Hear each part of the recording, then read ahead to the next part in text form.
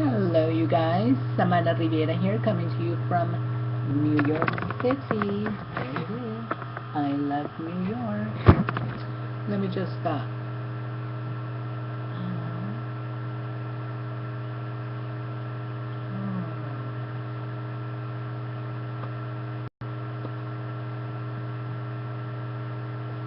There you go.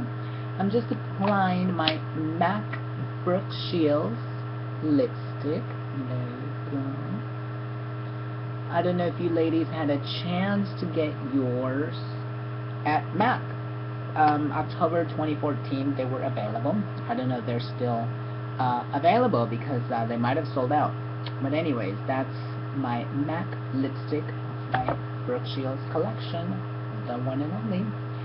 And the reason that I want to talk about Brooke Shields today, who's one of my all-time favorite actresses, is because I had a meet and greet with the one and only Brooke Shields. Here it is, about her new book. Brooke Shields, There Was a Little Girl, The Real Story of My Mother and Me. Miss Terry Shields, who was known as one of the biggest stage mothers in Hollywood. There she is. So, last Tuesday, we're talking in November 2014, I went to a meet and greet at AOL Field, at the actual AOL headquarters here in New York City. It's also Facebook. And they were having a meet and greet with Brooke Shields, and we actually got the book as a gift. And she just came out with the book, and it's just basically about a memoir about her life with her mother. Her mother was a very controversial stage mother, because she would allow Brooke Shields back then as a little girl. She was like 11 years old, 12 years old, and she was playing a little prostitute in the movie Pretty Baby. And then she was doing almost nude scenes and some sex scenes in The Blue Lagoon, and then she was doing a romantic movie called Endless Love, where there was some almost nudity and some love making. But and then she did the famous Calvin Klein ad saying that nothing comes between me and my Calvins, meaning she's not wearing any panties, and she was only like a teenager. So she's led a very interesting life, and you know, she started modeling at the age of 11 for Ivory Soap, I believe, 11 months old, and now she's 49. She's proud, and she's been a model, actress, author. This is her second book. The first book was about her postpartum depression, which I also read. Very honest. And I actually had 2 events where I got to meet her, and I was not disappointed. I have to say, she's a sweetheart. She's one of the realest actresses that I've met. I mean, it seems like she's just very real, you know, and there's no BS. As real as a celebrity can get. Because we all know celebrities lead a different kind of life that we have no idea, you know, about. So get your copy now. It's out. It's $26.95. I'm sure you can find it all over the internet, Amazon, and at bookstores, if there's any bookstores left in your city. Let me just show you a couple of pictures here from the book. There's Brooke and her mother in New York City. She pretty much grew up in New York, and she's a New York actress. So she just recently did a makeup collection for MAC. So if you're lucky enough, maybe you can get it online. Check out MAC Cosmetics online. And you know, that's the lipstick. And of course, get the book. a memoir, Brooke Shields, There Was a Little Girl, The Real Story of My Mother and Me. And I actually got to ask her a question at one of these events that I went to. I asked her if she had ever been scared of taking a drink herself with the possibility of becoming an alcoholic, like her mother was an alcoholic. It's, you know, that was a big thing that she talks about, that her mother was an alcoholic. Her whole life, basically. And, you know, she's a daughter of an alcoholic.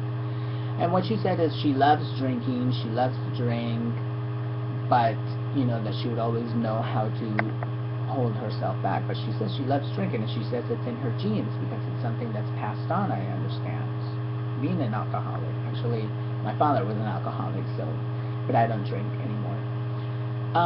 So that's a little tidbit about Brooke Shields' latest book. Get yours now, people. It's quite an interesting read, as you can imagine. Child star, and she actually was one of the ones that grew up to be fine, not fucked up like a lot of the other that grew up.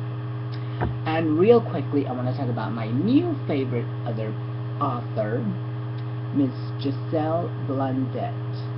Tengo 50 y que. Can you believe this woman, this beautiful, gorgeous woman, is 50 years old?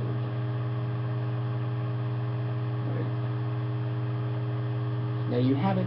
She wrote a book saying, I am 50, so what? El perfecto manual para todas las tonas, treintonas hasta noventonas.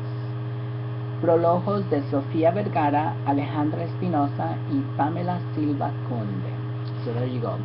I actually tweeted her before I went out to the meet and greet with her at La Casa Azul bookstore in Harlem. And she retweeted me and favorited my tweet. And then when I got to meet her and she autographed the book, she said, oh yes, I remember. We had a nice little conversation about her tweeting me, retweeting me, and favoriting my tweet. So this is basically, you know, talking about she's 50 years old, so what? Get over it, people. You know, obviously she can say that because she looks the way she does. She's gorgeous. She used to work for Univision. She's a presenter, a reporter, actress, model, as you can see, author. And let me read you real quick. Tengo 50 y que. Es el manual para que en cada etapa de tu vida seas exitosa, te sientas realizada, bella, estando en control y sobre todo disfrutando de lo que eres y no lamentándote de lo que no has podido ser. So there you have it. Get your copy. This one is only $13. So you can either order it online, I'm sure you can find it, or if you have a bookstore still left in your city, you can find it there. Let me just show you how Brooke Shields. I actually had a really good connection with both authors. And the wonderful thing is that, there's my autographed Brooke Shields.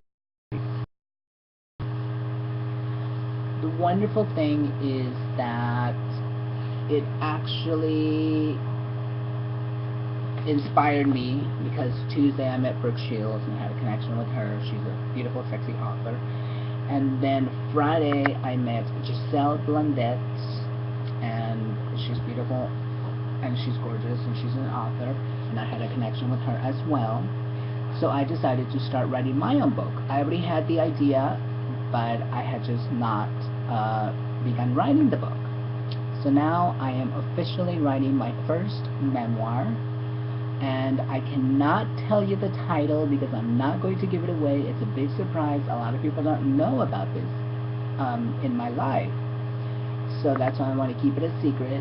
I'm going to show you like real quick, not so you can see. Boom. Boom. There. That's the little mock-up cover that I did for my book. So November 2014, I'm starting to write my first memoir, and you know, it'll be published sometime next year, possibly 2015, and be a New York Times bestseller. Here's hoping, people.